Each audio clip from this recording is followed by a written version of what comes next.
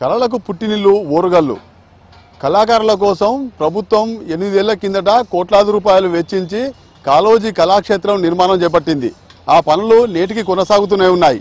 మరి కళాకారులు ఏమంటున్నారు, వరంగల్ నగరవాసులు ఏం చెప్తున్నారు, ఓసారి తెలుసుకునే ప్రయత్నం చేద్దాం.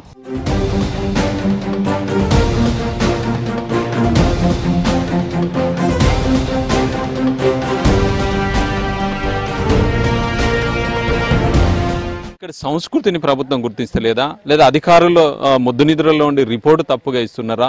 కోట్ల రూపాయల నిధులు కేటాయించి సంస్కృతిని, మనకున్నటువంటి ఒక కల్చర్ను ప్రతిబింబించేటువంటి ప్రపంచ దేశాలు ఎంతో నాగరికత ఉన్నటువంటి కాకతీయుల యొక్క సంస్కృతి కళలకు నిలయమైనటువంటి ఓరుగల్లు కళాకారులను ప్రోత్సహిస్తామనే అట్టహాసంగా ఏర్పడినటువంటి ఒక కాళోజీ కళాక్షేత్రాన్ని ఎందుకు నిరుత్సాహపరిచి, ఎందుకు అది దాని నిర్మాణంలో జాప్యం జరుగుతుందో అధికారులు ముద్దు నిద్ర లేచి ఇప్పుడు వచ్చినటువంటి కొత్త ప్రభుత్వం దృష్టికైనా తీసుకువెళ్ళాలి. కళలకు కానాచి అయినటువంటి ఓరుగల్లును తీసుకున్నట్లయితే, ఓరుగల్లు అనేది కాకతీయులు ఏర్పరచుకున్నటువంటి గొప్ప నగరం. ఈ నగరం అనేది కళలకు, ఎంతోమంది కళాకారులకు సుప్రసిద్ధమైనది. ఆ ఉద్దేశంతోనే వరంగల్లో ఎన్నో చారిత్రాత్మక కట్టడాలు, వారసత్వ సంపదలు కూడా ఉండడం జరిగినది.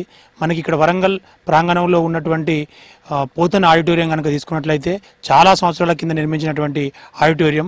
సో ఈ పోతన ఆడిటోరియం అనేది వివిధ రకాలైనటువంటి కళాకారులకు వివిధ ప్రోగ్రామ్స్ కోసం కావచ్చు, వాళ్ళకు ఉన్నటువంటి కార్యక్రమాల గురించి కావచ్చు వారికి ఇచ్చేది. కానీ ఈనాడు పోతన ఆడిటోరియం అనేది ప్రభుత్వం సంబంధించినటువంటి 2 విభాగాలుగా విభజించి దాన్ని వేరే పనులకు వాడుకోవడం జరుగుతున్నది. ఇప్పుడు ఉన్నటువంటి కొత్త ప్రభుత్వం అధికారంలోకి వచ్చింది. పాత ప్రభుత్వం వాటిని ఎక్కడైతే పూర్తిగా అసంబద్ధంగా ఉన్నాయో, అవి ఎక్కడెక్కడ లోపాలు జరిగినాయో ఆ లోపాలన్నింటినీ పరిశీలించుకొని ఏ కళాక్షేత్రంలో ఒక ప్రోగ్రాం ఇద్దామన్నా కూడా వితిన్ మినిట్లో స్టార్ట్ చేసేటట్టు అన్ని రకాల వసతులు కల్పించి వాటిని కూడా ప్రజలు సందర్శనార్థం మంచి చేసినట్లయితే, విద్యార్థుల సందర్శనార్థం కావచ్చు, ప్రజల సందర్శనార్థం ఆహ్లాదకరమైన వాతావరణం కనుక ఏర్పరిచినట్లయితే రేపు పొద్దున కళలకు కానాచి అయినటువంటి వరంగల్ నుంచి ఎంతో మంది కళాకారులు మళ్ళీ పుట్టుకురావడానికి ఆస్కారం ఉంటుంది.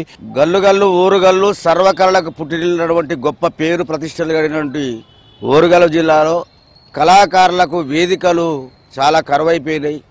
పోతన ఆడిటోరియం అది చెత్త చెదారంతో డంప్ యార్డ్గా మారిపోయింది.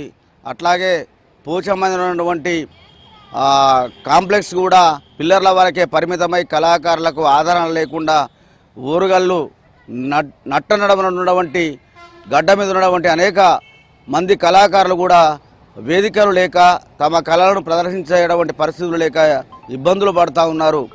అంతరించిపోతున్న కళలకు జీవం పోయడానికి ఈ రాష్ట్ర ప్రభుత్వం తక్షణమే చర్యలు తీసుకొని హనుమకొండలో ఉన్నటువంటి నేరెళ్ల వేణుమాధవ్ కళా ప్రాంగణం గొప్పగా తీర్చిదిద్దే దిశలో ప్రయాణించాలని, రవీంద్ర భారతి కంటే టాప్ మోస్ట్ కళాక్షేత్రము కాళోజీ కళాక్షేత్రం అని చెప్పడం జరిగింది. బహుశా అయి ఉండొచ్చు, కానీ కంటికి కనబడతలేదు, ఇంపుగా లేదు, ఇంకా కొంత కంపుగానే ఉన్నది. 2 సార్లు ఓపెనింగ్ అన్నారు, అది ఇంతవరకు ఓపెన్కు నోచుకోలేదు. కనీసం ఈ కాంగ్రెస్ గవర్నమెంట్ అయినా రేవంత్ రెడ్డి గారి ఆధ్వర్యంలో మన వరంగల్ జిల్లా 3 మంత్రుల యొక్క సమక్షంలో ఇది ఓపెన్ అవుతుందని నేను ఆశిస్తూ ఉన్నాను ఒక కళాకారునిగా. ఎందుకనంటే మాటికి అవుతున్నది అని 3 నెలల్లో నేను కంప్లీట్ చేస్తా అని కేసీఆర్ గారు అన్నారు. ఇప్పుడు 3 ఏళ్ళు అయిపోయింది, 8 ఏళ్ళు అవుతా ఉన్నది. దయచేసి ఇప్పటికైనా పిల్లల యొక్క కళలు మొత్తం నిదర్శనంగా, మొత్తం ఉదార స్వభావంగా ప్రజలకు అంకితం చేయాలి అని అంటే ఈ కాళోజీ క్షేత్రం వెంటనే ఓపెన్ చేయాలా. చూసారు కదా, వరంగల్ నగరంలోని పోచమ్మదన్ సెంటర్లో ప్రభుత్వం చేపట్టిన కల్చరల్ కాంప్లెక్స్ పనులు అర్ధాంతరంగా నిలిచిపోవడంతో పిచ్చిముక్కలతో నిండిపోయిన పరిస్థితి కనబడుతుంది.